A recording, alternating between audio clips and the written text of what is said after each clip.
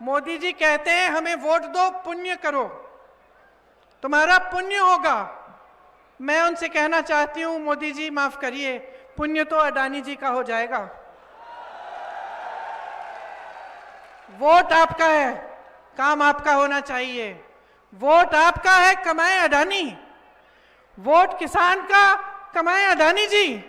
Vote कारीगर का, कमाए अडानी जी। वोट नौजवान का, कमाए अडानी जी। सही बात है ये।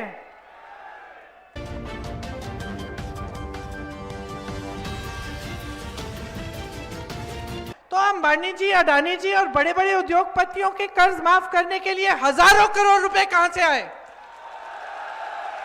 किसानों की जेब काट के दिए हैं। किसान मजदूर मेहनत करता है, कर्मचारी ईमानदारी से मेहनत करता है, सुबह शाम मेहनत करता है, उससे पेंशन लेते हो, उसके कर्ज माफ करने के लिए पैसे नहीं है, महिलाओं के लिए कुछ नहीं है। और बड़े बड़े उद्योगपतियों को आप हजारों करोड़ कर्ज माफ कर रहे हो, जिनके पास पहले से हजारों करोड़ है। किस लिए? क्योंकि नियत ठीक नहीं है। जब मैं कहती हूं जागरूक बनिए, समझिए, इस सरकार की नियत ठीक नहीं है, केंद्र सरकार की, मोदी जी की नियत ठीक नहीं है। लेकिन बहनों और भाइयों, नौजवानों, अभी अभी हाल में क्रिकेट का वर्ल्ड कप हुआ।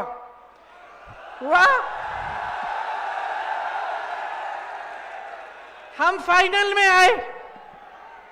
हमारी टीम ने अपनी मेहनत से हर एक, जितने भी मैच थे सारे जीते हम। फिर हम फाइनल में आए। फाइनल में कौन पहुंचा? हमारी टीम पहुंची ना, अपनी मेहनत से। मोदी जी भी पहुंच गए। मोदी जी भी पहुंचे ना, फट से पहुंचे। हम सबको कितना दुख हुआ कि हमारी टीम हार गई। बहुत उम्मीद थी, सब मैच जीते थे, हम सबको आपको भी हुई होगी कि ये वाला भी हम जीत जाएंगे। निराश हुए, सब दुखी हुए, है ना। लेकिन मोदी जी वहां पहुंचे कि भाई कहीं हम जीत जाएं तो उस जीत का श्रेय थोड़ा उनको भी मिल जाए, है ना। सारी मीडियाबाजी करते, इवेंट करते, अगर हम जीतते तो मोदी जी जब इस तरह की चीजों में पहुंच सकते हैं, जहां हमारा मान सम्मान बढ़ रहा है, जहां देश की टीम अपनी मेहनत कर रही है, अरे वो तो उन्होंने मेहनत की है ना, वो मेहनत कर रहे हैं, आगे बढ़ रहे हैं, वहां पहुंच सकते हैं। लेकिन जब संकट होता है तो वहां नहीं पहुंचते। अब आपको याद होगा बहनों, वो जो पहलवान थी जो गोल्ड मेडल जीत के आई थी, जब मेडल का समय जीत के आई तो मोदी जी ने घर बुलाया, चाय पिलाई। जब उन्हीं महिलाओं ने कहा कि तुम्हारा साथी, तुम्हारा एक मंत्री हमारे साथ अत्याचार कर रहा है, मोदी जी कुछ करो, मोदी जी सुनने के लिए नहीं आए। तब मोदी जी नहीं दिखे। जहां जहां मीडियाबाजी हो सकती है, बड़ा इवेंट हो सकता है, जनता का ध्यान थोड़ा भटक सकता है, धर्म की बातें हो सकती हैं, उसमें आप पहुंच जाइए। ये बन गया है इनका सिलसिला और यही है आज इनकी सच्चाई। देखिए, इस देश की आज सबसे बड़ी सच्चाई क्या है? सबसे बड़ी सच्चाई ये है कि देश के जो भी हालात हैं, जितना भी आप तरस रहे हो, आप परेशान हो, आप संकटों का सामना कर रहे हो, संघर्ष कर रहे हो, उसकी कोई सुनवाई नहीं है। और आपकी जितनी भी संपत्ति है वो सब बड़े बड़े उद्योगपतियों को और बड़े बड़े मीडिया के घरों को जा रही है, जिससे आपको अच्छा सुनहरा सपना दिखे और जिससे इन लोगों के बारे में सिर्फ आप अच्छी चीजें देखें।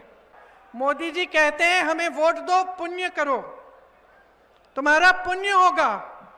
मैं उनसे कहना चाहती हूं, मोदी जी माफ करिए, पुण्य तो अडानी जी का हो जाएगा। वोट आपका है, काम आपका होना चाहिए। वोट आपका है, कमाए अडानी। वोट किसान का, कमाए अडानी जी। वोट कारीगर का, कमाए अडानी जी। वोट नौजवान का, कमाए अडानी जी। सही बात है ये। और हम नहीं कहते कि सारे उद्योगपति खराब हैं, ऐसी बात नहीं है। देखिए, टाटा, बिरला, ऐसे उद्योगपति बड़े बड़े रहे हैं, उन्होंने आज़ादी की जंग में भी उन्होंने मदद की। उसके बाद भी हम सब जानते हैं कि उन्होंने क्या क्या बनाया। अगर मैं पूछूं भाई टाटा क्या बनाता है, आप जवाब दे सकते हैं कि भाई टाटा की ट्रक बनती है या टाटा का कुछ और बनता है। या कोई मैं पूछूं कि भाई बिरला क्या बनाते थे, तो आप कह सकते कि हाँ हमें मालूम है ये बनाते थे। अब मैं आपसे पूछ लूं अडानी जी क्या बनाते हैं भाई, क्या बनाते हैं? किसी को मालूम ही नहीं है, किसी को मालूम ही नहीं है कि ये दुनिया में एक सबसे अमीर उद्योगपतियों में से हैं। अचानक कितने अमीर बने हैं, देश के बंदरगाह, देश के हवाई अड्डे सब इनको दे दिए गए हैं। ये बनाते क्या है भाई? हम धार्मिक लोग हैं और धर्म की बात करना आसान है, हम सब जानते हैं, लेकिन उसका राजनीति में इस्तेमाल करना पाप है, पाप है बहनों और भाइयों। और ये जो सिलसिला चल रहा है ना देश में कि चुनाव के समय धर्म की बात कर ली, ये रुकना चाहिए, क्योंकि इससे आपका ध्यान भटक जाता है। आपका ध्यान अपने विकास पे होना चाहिए, अपने भविष्य, अपनी तरक्की पे होना चाहिए। और अर्जुन की तरह, जैसे अर्जुन ने अपना ध्यान एकदम केंद्रित किया था, उस तरह से अपना ध्यान केंद्रित रखो। जो आपका ध्यान भटकाना चाहते हैं वो अपने फायदे के लिए करते हैं, इससे सिर्फ उन्हीं का फायदा होता है। तो जब नेताओं की आदत खराब होती है तो उसको क्यों नहीं डांटते, उसको सबक क्यों नहीं सिखाते? बच्चे को सिखा रहे हो, नेता की आदत तुमने डाल दी है कि चुनाव आया, धर्म की बात करता है, जाति की बात करता है, चले जाता है। अगले चुनाव में दिखेगा, अब नेता आता है मंच पे, धर्म की बात करता है, 2-4 श्लोक सुना देता है और आप वोट दे देते हो आके मूंद के। ये क्या बात हुई? बहुत बड़ी शिकायत है आपसे, बहुत बड़ी शिकायत है। बदल दो ये आदत, बहुत बुरी आदत डलवा दी आपने। नेता को पता होना चाहिए कि काम करके दिखाएगा, नहीं तो अगले चुनाव में निकाल दोगे।